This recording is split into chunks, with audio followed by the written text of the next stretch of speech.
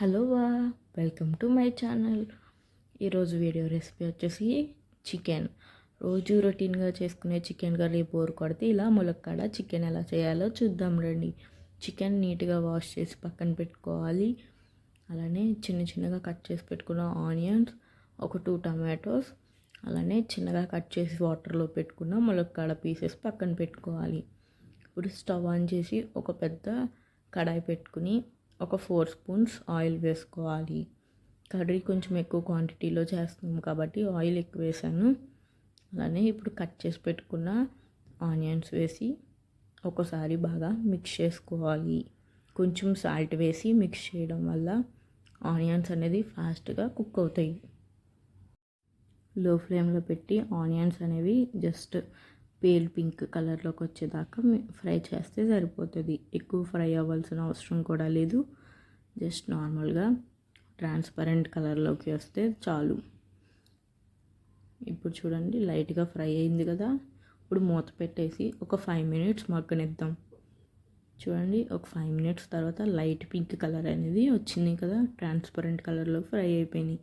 ఇలా ఫ్రై అయిన తర్వాత కట్ చేసి పెట్టుకున్న టమాటో పీసెస్ కూడా వేసుకోవాలి. టమాటోని కూడా మగ్గ పెట్టుకోవాలి.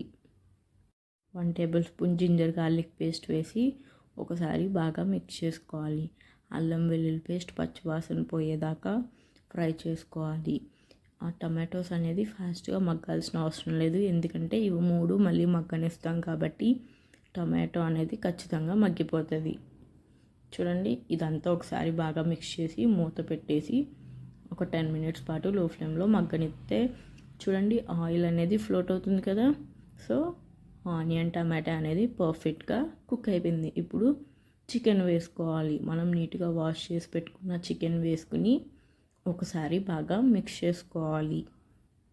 ఒక 2 మినిట్స్ ఫ్రై చేసి మూత పెట్టేసి చికెన్ అనేది మగ్గనిద్దాం. ఒక 5 మినిట్స్ తర్వాత మూత ఓపెన్ చేసి చూస్తే చికెన్ నుంచి వాటర్ అనేది రిలీజ్ అవుతుంది. చూడండి ఇప్పుడిప్పుడే వాటర్ అనేది రిలీజ్ అవుతుంది కదా. ఇప్పుడు మనం కట్ చేసి పెట్టుకున్న ములక్కాడ పీసెస్ ఈ స్టేజ్లో వేసుకోవాలి. ఖచ్చితంగా ఈ స్టేజ్లో వేసుకోవడం వల్ల ములక్కాడ పీసెస్కి ఆ చికెన్ ఫ్లేవర్ అనేది పర్ఫెక్ట్గా పడుతుంది. మీరు లాస్ట్లో వేస్తే చికెన్ ఫ్లేవర్ అనేది సరిగ్గా పట్టదు. ఇప్పుడు టేస్ట్కి సరిపడా కారం వేసుకోవాలి. నేను 1 టేబుల్ స్పూన్ కారం వేసుకున్నాను. కారం వేసుకుని అలానే 1 table spoon homemade garam masala, ఇది నేను ఇంటికాడ చేసి పెట్టుకున్నాను. మీకు కానీ ఈ గరం మసాలా రెసిపీ కావాలితే కామెంట్ చేయండి, నేను వీడియో చేసి పెడతాను. ఒకసారి మొత్తం అంతా బాగా మిక్స్ చేసుకోవాలి. ములక్కాడ మొత్తం మసాలా అంతా బాగా మిక్స్ చేసుకుని మూత పెట్టేసి ఒక 5 మినిట్స్ లో ఫ్లేమ్లో మగ్గనిద్దాం. ఒక 5 మినిట్స్ అలా మగ్గనిద్దాం. 5 మినిట్స్ తర్వాత ఓపెన్ చేసి చూస్తే చూడండి మంచిగా వాటర్ ఆయిల్ అనేది రిలీజ్ అవుతుంది. ఇప్పుడు ఒక 200 ml వాటర్ వేసుకోవాలి. చికెన్ కాబట్టి కొంచెం ఎక్కువ వాటర్ వేసుకోవాలి. అలానే ములక్కాడ కూడా కుక్ అవ్వాలి కాబట్టి ఒక 2 గ్లాసెస్ వాటర్ వేసుకుని ఒకసారి బాగా అంతా మిక్స్ చేసుకోవాలి. చూడండి నేను చూపిస్తున్న విధంగా మొత్తం పీసెస్ అన్నీ బాగా మిక్స్ చేసుకుని ఒకసారి వాటర్ అనేది టేస్ట్ చేసుకోవాలి.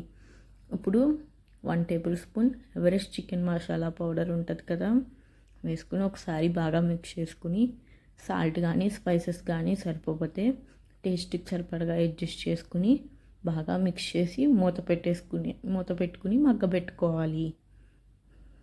ఇలా మూత పెట్టి కుక్ చేసుకోవడం వల్ల ములక్కాడ అనేది పర్ఫెక్ట్గా కుక్ అవుతుంది. చూడండి ఇప్పుడు ఆయిల్ అనేది మంచిగా ఫ్లోట్ అవుతుంది కదా. ఇప్పుడు ఫ్రెష్ కరివేపాకు వేసుకుని ఒకసారి బాగా మిక్స్ చేసుకోవాలి. ఈ కర్రీకి కొత్తిమీర పుదీనా కన్నా కరివేపాకు వేసుకుని చేసుకుంటే కర్రీ అనేది నార్మల్ కర్రీ కన్నా ఇది కొంచెం డిఫరెంట్ టేస్ట్ వస్తుంది. మళ్ళీ ఒక 5 మినిట్స్ పాటు మూత పెట్టేసి లో ఫ్లేమ్లో మగ్గనిద్దాం. చూడండి ఆయిల్ అనేది మంచిగా పర్ఫెక్ట్గా ఫ్లోట్ అవుతుంది అండ్ నాకు కావాల్సిన కర్రీ కన్సిస్టెన్సీ కూడా పర్ఫెక్ట్గా కుక్ అయిపోయింది. అలానే ఒకసారి ములక్కాడ కుక్ అయిందో లేదో కూడా టెస్ట్ చేసుకోవాలి. ఒక ములక్కాడని తీసుకుని ప్రెస్ చేసి చూస్తే అది కుక్ అయిందో లేదో మనకు తెలిసిపోతుంది. చూడండి కర్రీ ఎంత టెంప్టింగ్గా ఉందో, కలరు టెక్స్చర్ ఆ పీస్ కూడా ఎంత సాఫ్ట్గా వచ్చింది అనుకుంటున్నారు, అంత టేస్టీగా ఉంది. నార్మల్గా డైలీ తినే రొటీన్ కర్రీ కన్నా ఇలా ఒకసారి చేసుకోండి, సూపర్ ఉంది అంటారు. అంతే, ఇప్పుడు వేడివేడిగా సర్వ్ చేసుకోవడమే. ములక్కాడ చికెన్ కర్రీ రెడీ. ఇది పలావ్స్ బిర్యానీస్ కన్నా వైట్ రైస్లో రసం వేసుకుని తింటూ ఉంటే ఆహా ఇంకా స్వర్గం అండి.